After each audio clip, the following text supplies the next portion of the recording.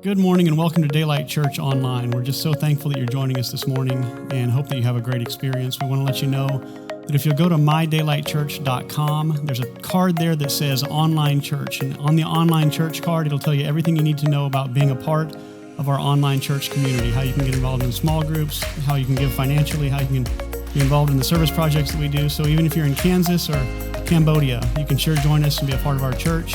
We'd like you to check it out there and introduce yourself. So go to mydaylightchurch.com and check out the online church card. Thanks.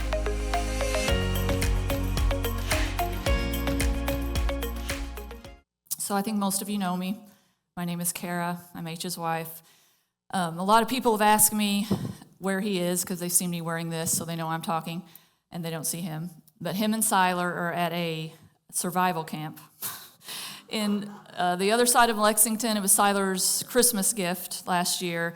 Siler likes living off the land type stuff, and so his dad went with him. So they are in a tent, probably in the rain right now. I don't know, they're probably not in a tent. They're having a test to see how well they can survive this morning. So then they get a certificate if they survive. So, but he'll be back. I'm hoping he can walk because his back was really hurting before he left. So sleeping on the ground for 2 days, I don't know how it's going to be. But so I've known for probably 7 or 8 months that I was going to speak. I used to do it like once a year. It's been a couple years now. I don't know why. I haven't not spoke since we've moved here, except for Mother's Day. And so he always gives me like 6 months notice because he knows I need it. So I've thought, and I always think so much about my topic, about what I'm going to talk about. And I like to be transparent when I'm up here, and the last few years have been really hard for me for a variety of reasons, the last several years. And the trending word is deconstruction, and I don't know if that's what I'm going through or what, but the past few years I have doubted a lot of things, questioned a lot of things that I've always believed. And that makes it hard to get up here and talk to you guys because I'm like, what can I talk about? I mean, I'm not as sure about a lot of stuff that I used to be sure about, and I just don't feel, I'm not sure. And so it took me forever to decide what to talk about. But I always want to think of something that is practical and that I hope will help at least somebody in their day-to-day life. And so the topic that I thought about is, if you guys ever seen City Slickers? Probably. Great. I like the movie. So there's a scene where the old guy, Curly, is on his horse talking to the other guy. Yeah, is it Larry? Billy Crystal. And he says, you know what the secret to life is, Larry? He's like, it's one thing. And he says, well, what's the one thing? He said, that's what you have to figure out. And so I'm going to tell you today what the one thing is for everybody that I think. For me, it is, and I believe it is for everybody. A lot of people just don't know it. So this thing that I'm going to talk about, big build up here, problems with money, marriage, any kind of relationship issue, you stub your toe, your pet rat died, whatever you have going on in your life, I believe this is the biggest thing that can help you, and it is knowing God. And a lot of people... I know that people are coming from different places with this. Some of you, maybe, hopefully nobody here, you're in church, but maybe it's possible you don't want to know God. You don't care to know God. Maybe you've known him in the past. You don't feel like you know him so well now. Or you could feel like you know him super well. We're all at different places, and I hope that at least something I say can be beneficial to everyone. And I tried when I'm talking to take that into account, not just talk to people who are just wanting to know God, because I realize everybody's not in that place. And so hopefully I did that, but we'll see. So the first thing I want to talk about, and when I was praying, asking God what, even like Thursday or Friday night, I was like, okay, this is what I'm going to talk about. Do I need to change anything? What do you think about this? And I felt like very strongly that he said he wants to be welcomed. And this was not one of my points until later this week. And I feel like God wants us to make space for him, that he wants us to welcome him into our lives individually. And there's a difference between welcome and invitation. I listened to a lady speak, a recording a couple weeks ago, and she said there's a big difference between being welcomed and being invited. You can be invited someplace, but that doesn't mean you're welcome there. And so, I can invite someone to dinner at my house, and the way I greet them and the way I act when they're there, they might not feel welcome, even though they were invited. And so I think even if we've said, yeah, I'm a Christian, I follow Jesus, I've invited Jesus into my heart or into my life, the lingo, but have you welcomed him? Have you done anything to make space for him and to tell him, I want you to be with me. I want to experience life with you. I want to walk through life with you. And I think that he wants that from us because he's very relational. You've heard around Christmas time, everybody, we always hear Emmanuel, which is God with us. And that's because he wants to be with us. That's the name. When I say God, I'm talking about look at Jesus. How did Jesus live? How did he act? What did he do with his time? And he was with us. He was with people. And, he was very relational. He could have, like H talked about with his self-care series, Friendship, that he spent a lot of time with his disciples. They were his friends. He had friends, and he didn't have to. I mean, he could have sat on a throne somewhere and been like, hey, Peter, bring me some hummus. Don't leave it there. No farther. That's good. That's good. No contact with people today. He ate with them. He slept with them. They did everything together with his disciples and with other people. So, he was born into a family. He knew what it was like to have a family. He was all about relationship, and that was for a reason. When he came to earth, he didn't have to do that. He did not have to have close relationships with people, but he did it as an example to us and to show us that he wants to be with us, that he wants to be close to us, to comfort us, and he wants us to know him. And this verse he said, there's more than enough room in my Father's house. If this were not so, would I have told you that I'm going to prepare a place for you? When everything is ready, I will come and get you so that you will always be with me where I am. And then in Revelation, he says, here I am. I stand at the door and knock. If anyone hears my voice and opens the door, I will come in and eat with that person, and they with me. So this shows us he's preparing a place for us because he wants to be with us, not just in the future, but now. He wants to be with us now. He wants to be close to us now.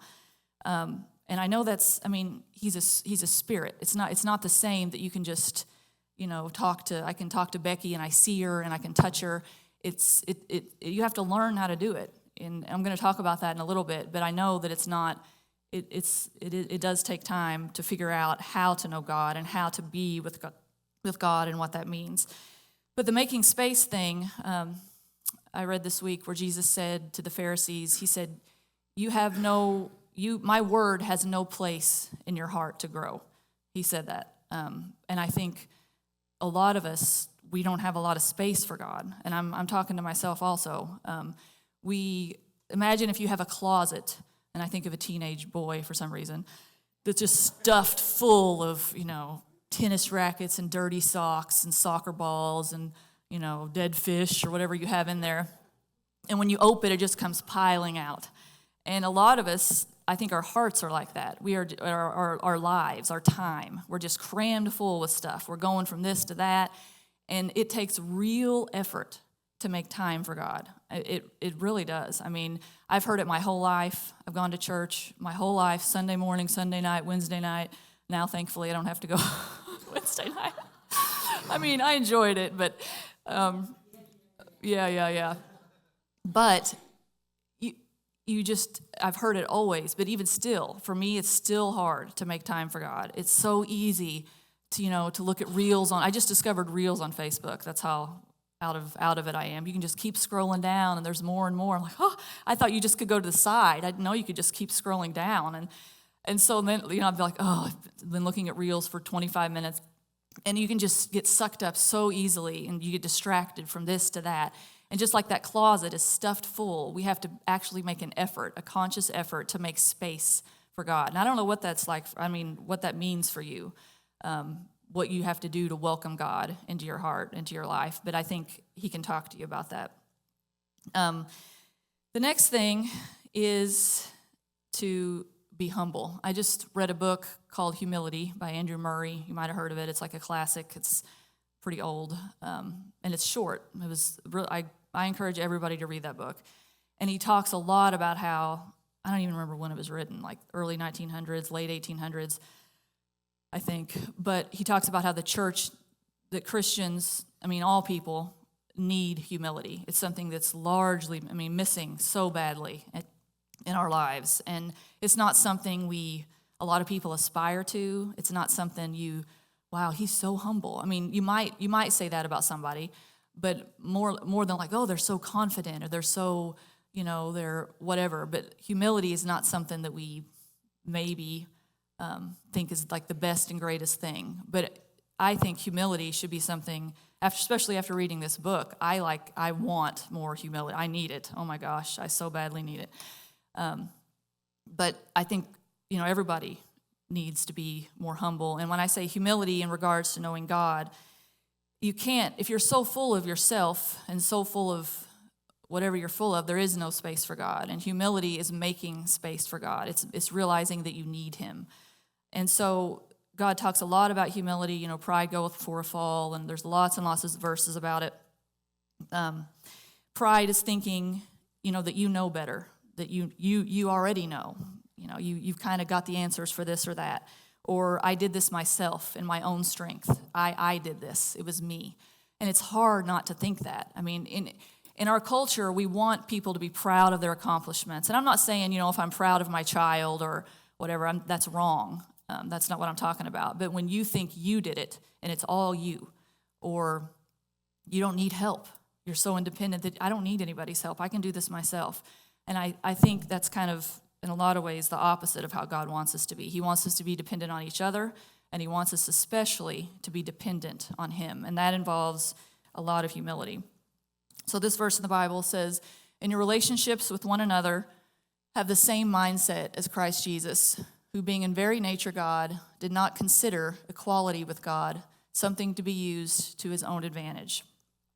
Rather, he made himself nothing by taking the very nature of a servant, being made in human likeness, and being found in appearance as a man, he humbled himself by becoming obedient to death, even death on a cross. So Jesus was the example of humility. If you read about his life, he, as I said before, he did not have to live like he lived. Even, he could have at least, had nicer clothes or ate better food or something. Doesn't he deserve that? Instead, he was almost the poorest of the poor. He didn't have anything. He didn't have a home. He ate fish that he caught, and he stayed on the ground, and he could have lived much differently than that. And he didn't. And he had so much power, so many things he could have done with his power. I would have been like, you want to hit your wife? Boom, you're out. Just like, I would have just been doing zapping people right and left. If I had that much power, I would be teaching people lessons. That's what I feel like. And he did teach people lessons, but he did it in a humble way. He did it through humility. He did it by loving people. And he had all the power, and yet he chose to become obedient to death, to live as, a peasant, as a pauper, and to die on a cross, which was the most humiliating way to die at that time. Could he have bargained with God and been like, could we, maybe a beheading, something different? But no, he did it. He did the most humiliating death that you could possibly do. And he did it because he was humble. I think the more we know God, that the more, like this book that I read about humility, it said and once you think you're humble, you're not. That's the problem. But humility shows itself in your relationships with other people. So once you pray, you want to become humble, you seek God about it, and it's not something that you can try. It's almost like a gift that God has to give you to be humble. But read the book. I'm not, I can't explain it adequately, but it's just super important in your relationship with God, to know God, to just acknowledge that you need him. God, I can't do this. I need your help. And sometimes for some people that's really hard to do. but it's necessary. So I found this blog that talked about humility. It said people have a hard time listening to each other. They find it hard to treat people with respect whom they disagree with or to take diverging views seriously. They have so much self-confidence in their own opinions that they are unable to be self-critical, and the existence of people who hold different opinions strikes them as disturbing, as a kind of affront. And I almost talked about humility, like that was going to be my whole topic, but I just felt like I'm not there yet. Like I don't know enough about it. I would have to study it a lot to be able to, as you can see, explain it well. But this, your humility with other people, this was the opposite of what Jesus was. This is the opposite of how Jesus treated people.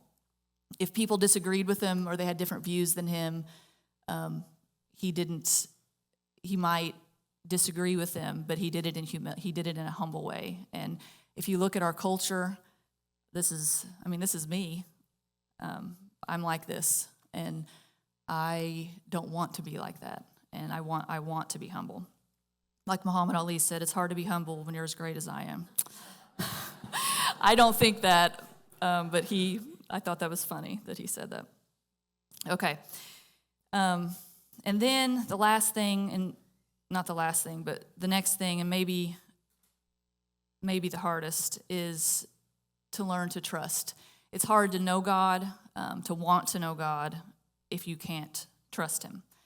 And I listened to a podcast this week. You guys are like, how does she do this? She has kids. How does she listen to podcasts and read books? I don't know. This is like 6 months of stuff that I've tried to squeeze in. Yeah. So this guy, Jason Clark, who actually came to Daylight like a year or 2 years ago, he had some books, and I listened to his most recent podcast. And he tells a story. He's on a mission trip in the Philippines and the jungle somewhere, and it's like super hot. Like he says he used to work in Mississippi, and Mississippi is nothing compared to the Philippines, like the humidity. So he's staying at this place, and the men are up on the top floor, the women are on the bottom, because the top floor is hotter, and the men are being gentlemen, I guess. And they're trying to sleep, and it's so hot. And there's this fan that is oscillating, and I think he's probably exaggerating, but he said all night you could hear, like when the fan's blowing on, and they're like, oh, thank you, God, thank you. Then when the fan blows off, oh, God, why have you forsaken me?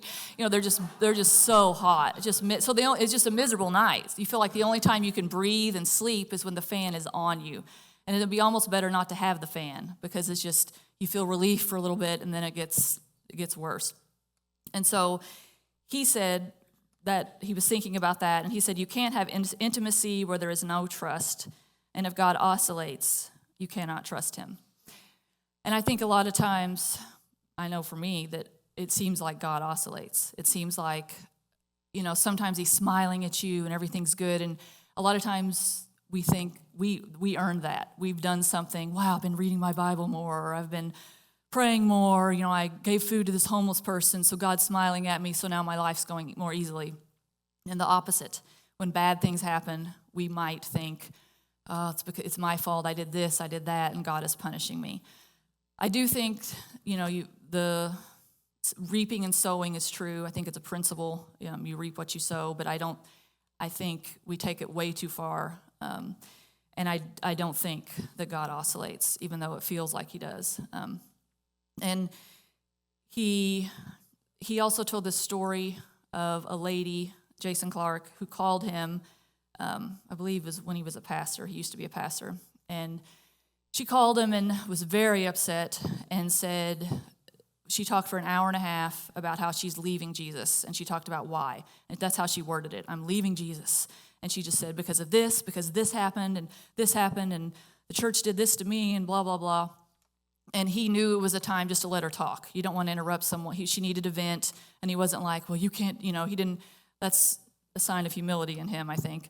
But when she got done, after an hour and a half of telling why, she calmed down a little bit, and he said, I agree with you. I think you should leave Jesus. She's like, what are you saying? And he said, the Jesus that you've just described to me, he said, I would leave him too. That's not the Jesus that I know. And what she was describing is a Jesus who oscillates and who things are going good, things are going bad. We think it's something we did, or we just think that God's up there just doing what he wants to do. And it's really hard to trust when you have that opinion of God. And a lot of us need to leave the Jesuses or the whatever that we have implanted in our minds. We think God is like this. We've heard it our whole lives. We've heard sermons on it, whatever. We've even got examples that why we think that God is like this. And I would encourage you to relearn who God is. That's what I've been doing the past few years, maybe even only the last year, I don't know. But, I've heard things my whole life about what God's like, and I've always pretty much believed him. And then some things have happened to me recently that I'm like, I don't know if that's true or not. Why did I ever believe that? And I think it's a healthy process, but I think I, in a lot of ways, have had to leave some Jesuses that I've known in the past. And so what I'm doing is I'm reading Matthew, Mark, Luke, and John. I'm going to keep reading them until I figure out for myself what I can tell who. And I'm not saying I won't listen to anybody else, or I'm not just, it's all me, but I want to know who Jesus is, not because of some traditions that started with St. Augustine or, cultural things. Like, what do I know about Jesus and who he is? And I want to just strip it down to that so I can, and what I'm finding is that God is much more full of grace and full of mercy and loving and kind than what I've always seen him that way. Like, I've always believed God is loving, but I also thought, why does all this bad, that's the big question. Why is there suffering in the world? Why do bad things happen to good people? Those are the big questions. Those are why people leave God. That is why people never want to go to God in the first place, is because so many bad things happen. Gut-wrenching things that I don't even have words to describe because it hurts so bad. Pineapple. God, I'm not going to cry. Kate Barron told me to look up and say pineapple. I think her word's different, but my word's pineapple. I don't remember. Anyway, it worked. Okay, that's good. So if you haven't been through something gut-wrenching, horribly hard, you will probably. It's just the way it is. And you can look around and say, life is so hard. Where is God in this? Where is God when this happens? And I believe God is right there, right in the middle of it. And you might not always feel him immediately, but that doesn't mean that he's not there. And so, sorry. This is a funny example, but I watched Dr. K, Exotic Animal Vet, last night with my children. They like that show. And there's a picture, I think it's a bearded dragon or some huge lizard, I don't know what it is. And it has an infection in its eye. And so they're trying to calm it down to get blood, and it's like thrashing about everywhere. And she just puts her hand, the vet who knows what she's doing, puts her hand right on top of it, and it just immediately calms down. And so I thought, that is what God does for us. It's when we get to know him and when we spend time with him, all the horrible things, he doesn't take those away. Sometimes he does, sometimes he doesn't, and we don't know why, and that is the hard thing. Why?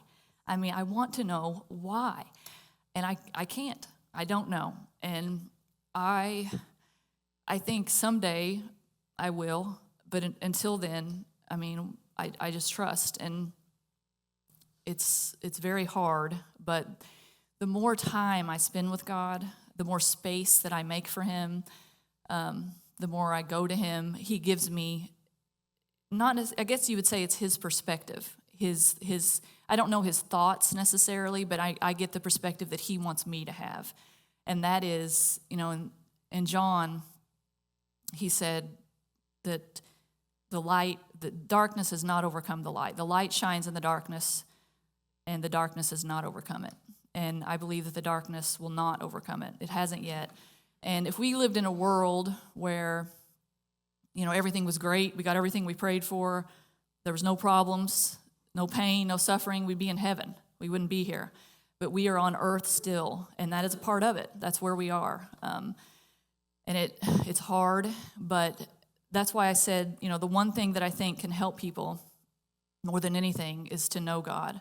Because once you know him, and it makes going through that harder stuff a lot easier. And it's you still don't understand, but it's like he puts his hand on you, just like with the thrashing lizard, and it helps you to calm down. He's calm, and so I feel calm because I know he's got it. I don't understand it, but I know he's got it and that it's going to be okay. So just a few practical things. How do you know God? Like, what do you do to get to know him? My sister Abby, she lights candles, and she creates, like, she has these rugs. And when she lived with me, twice when she's lived with me in 2 different houses, she's like spilled candle wax on my carpet or my chair and like ruined it. I mean, so fun. I don't know why. Anyway, that's a side point. But that's her thing. Like, when I got married, like, I was always taught, you got to have your quiet time. Ideally it's in the morning. 30 minutes is good. And I still think that's good. I mean, if that's for you, that's fine. But I certainly do not think that that's the only way you have to do it. So, like, when I got married, like with HL, I thought, man, why doesn't he have his quiet times every morning? What's wrong with him? And then as I've, over the years, watched him, and he prays in the shower, like he's told you guys. He'll take a 20-minute shower, and he's praying. I don't get it. I don't have any desire to pray in the shower. I wash, I get out, I'm done. But everybody's different. Everybody does their own thing. You might pray and pace and shout and whatever. Like, I cannot see John Shields doing that. I see John Shields with a cup of coffee, watching the sunset, just chill. Maybe not, I don't know. But everybody, huh? Yeah, okay, whatever, that works. As I said, to each his own here. But what I mean is there's not one way to do it. But the main thing is time, to find some time that's just for God. 5 minutes, 10 minutes, whatever floats your boat. It could be longer. And silence is your friend. It is so hard for me to find silence. Like, I have a porch that I go to out my bedroom, and I even lock the door. The kids know how to unlock it. They just keep coming. Mom, can I have cereal? Riggs scratched me. Just constant. So for me in my life right now, silence is hard to come by a lot of times. Like, if I get in the car to drive by myself somewhere, it's like, oh, this is so nice. And I know some people have lots of silence in your life. You don't have kids running around, so it's different for you. But for me right now, silence is big time. And so I think once you make space, you find time, and then you just talk. You just communicate, just like you would with anybody. And this is where people have such a hard time. Like, I've never heard God. How do you hear God? First, I think you should talk sometimes. A lot of times listening, but a lot of times talk. You can yell if you're mad. You can sob. You can shake your fist in the air. I've yelled. I've been mad before and just taking it out on him, and it didn't seem to bother him. He's okay with it. But it's a real relationship where you talk and you listen, and you talk and you listen. So how do you hear God? What does it sound like to hear God's voice? I think he speaks through your thoughts. That's the easiest way that I know to say it. I'll have a thought sometime, and I'll be like, that was probably from God. Do I know 100% for sure that it was from God? No, but I don't think I thought of it. And a lot of times it's the way I talk. It's through, like, my personality. So he's not going to talk to me the way he would talk to Marilyn probably, because him and I don't relate the same way that Marilyn and him would relate, and that's okay. He's relational. You act different ways with different friends, and that's good. He can talk to you through a sunset. There's a tree that I see. I watch it through all the seasons when I'm sitting on my porch, and sometimes I feel like he tells me things through nature about who he is, about the seasons, about, roots, how they go deep in the ground, just all kinds of stuff like that. When I'm in my garden, I feel like he shows me things through nature, through other people.